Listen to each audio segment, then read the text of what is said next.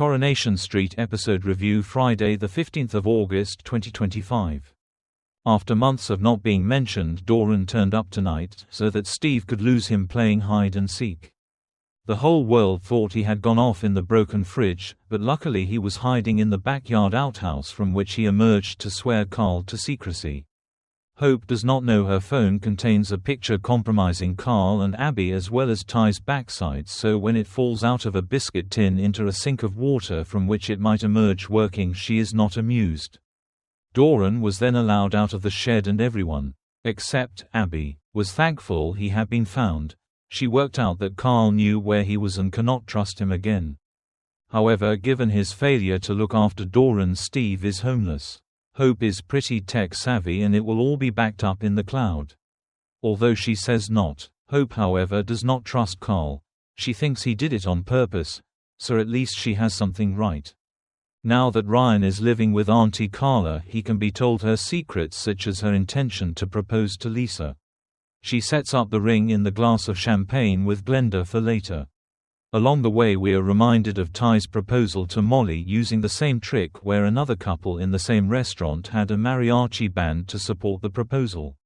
Lisa eventually arrives at the Rovers and recounts how Becky proposed with a ring in a glass of champagne, at which point Carla just about stops Glenda repeating the same trick. Lisa wants to visit California, so perhaps Carla could propose there. It will be Carla's 6th wedding. She married Peter twice. Alya is finally looking for a job. However, the application goes nowhere. Dee Dee misses Laila rolling over for the first time as reported by James. So Dee Dee comes over all motherly and decides she has to go part-time. She tells Adam the solution is to employ Alya as a legal assistant as she needs a job and they need another pair of hands. Even if Adam is sleeping with her. The fallout from the attack on Noah continues.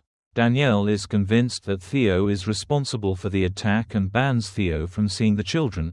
Plus Lisa Swain invites Theo down to the station to answer a few questions about the attack under full caution. Noah did not see his attacker. Theo claims he was at home all evening with Todd, who confirms the alibi. Gary does not admit he did it, but the way he is talking it looks like that he was in fact responsible. But later both Todd and Theo wonder what sort of monster they have released in Gary. Ronnie thinks Debbie joining a dementia choir might be a good idea. And is it likely that Debbie will consider it a good idea?